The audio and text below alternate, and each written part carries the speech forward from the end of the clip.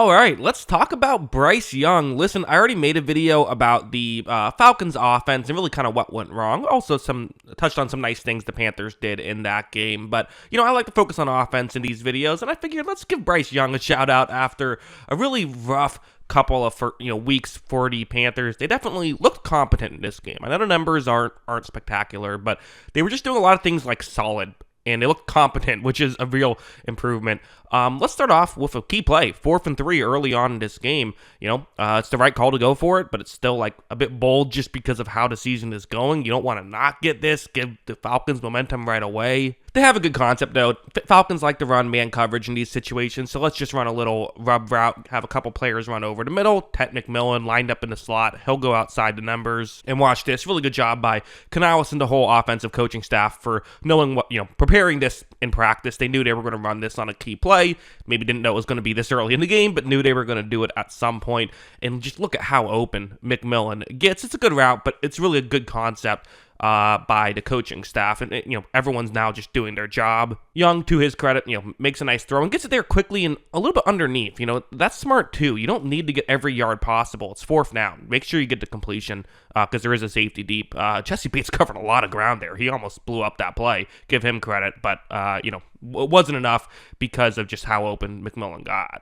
Later on, we had this play on that drive. It's going to be a man coverage concept, and this is Bryce Young's best attribute, in my opinion, is his legs. It was his best attribute in college. It's his best attribute here. Watch as Young takes the snap. He's going to run a play action, and nothing's wide open down the field. That still is an issue. Like, their offense is still incredibly McMillan dependent at this point.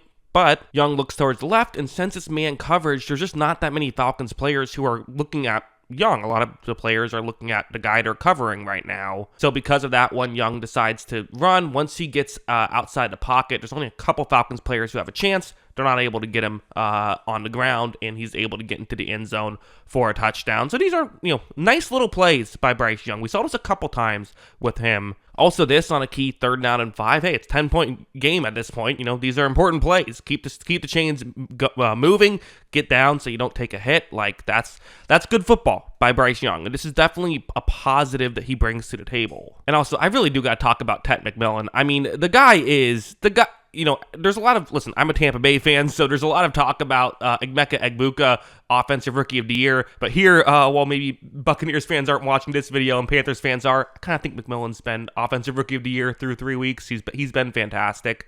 You see on this play, it's a 3rd down and 3 zone coverage concept. You have a receiver running a setup route to push defenders further deep. You see McMillan's route's the one going towards the top of the screen. And watch how when he runs this route, again, doesn't give anything away and then cuts so smooth. He's able to get a little bit of separation.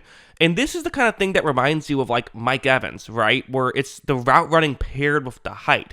You just get a little bit of separation, and you don't need as much separation as these other guys do because for Bryce Young, just throw the ball up a little bit. Watch, Young makes McMillan go up and make the grab, but because again, that's another thing McMillan does well, is he's not just a tall guy who will just reach his arms up and catch it. He'll go up and get it, and you see he went up and got it and was able to make that play. It's just really good stuff by McMillan. Now, heading over here, I do still feel like, this receiving core is lackluster. It just is, and I don't think Panthers fans will push back too much on that. Like, this play is a one-on-one matchup on 3rd and 7, and they're looking Hunter Renfro's way, and it's just like, this is not a guy who you would ideally like getting a meaningful, being kind of what the play is getting run through here, but you can't target McMillan on every snap. And on this play, Young and Renfro just didn't seem to be on the same page. Actually, to Renfro's credit, he won the matchup. He got open, right? But it didn't matter because him and Young weren't on the same page. Is that, whose fault is that? Well, I don't know. I'm not in the huddle. I can't say for sure. But ultimately, these little things are happening. They need to get better at this kind of thing. Again, I like Hunter Renfro in a role, but like on 3rd and 7, when he's the guy you're looking at, that's probably not ideal. This play was kind of a bigger example of it where it's 3rd down and 3 right here. Once again, the Falcons are going to try and play man coverage, see if they can make this play work, cover up everything. Young takes a snap. Again, 3rd and 3. He looks actually towards his left away from McMillan because the safety's way shaded over there. So you're essentially having 2 guys on McMillan. Everyone else gets a one-on-one matchup.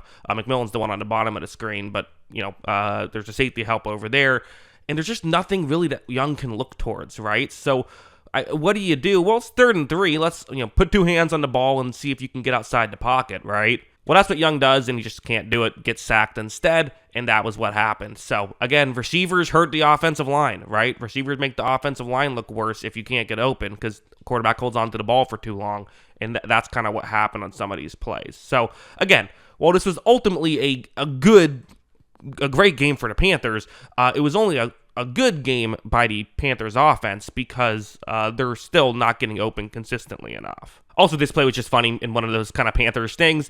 3rd and 15 right here.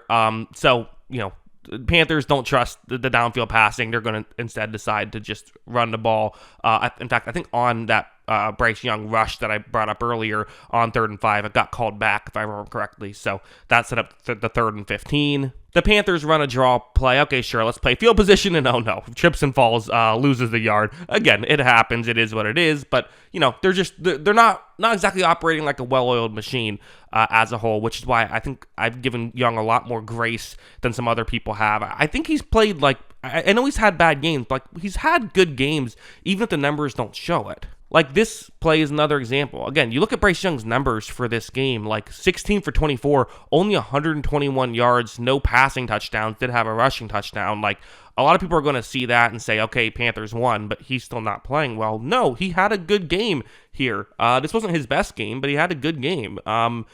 This situation, it's man coverage. It's going to actually be Jatavian Sanders who they're going to look towards right here. And watch how when Young takes the snap, he's going to make this throw. It's really just a perfect throw. They're able to pick up that first down on 3rd and 4. Again, that's a catch for 4 yards. No one's going to go crazy over it. But that's a nice play by Bryce Young, and you're seeing this. Again, the Panthers offense, like I said, is just too McMillan dependent. Tommy Tremble was the 2nd leading receiver after McMillan, and he only had 16 yards in this game. So, they don't have enough depth there. And again, only 24 passing attempts, but still, you need to have some more here, and someone else is going to have to step up. But you see, look at Patrick Mahomes and how that offense is struggling when they don't have the receivers. And again, I don't know why I'm talking about the negatives. The Panthers won this game. Their defense was awesome, and the obviously Michael Penix Jr. kind of melted down.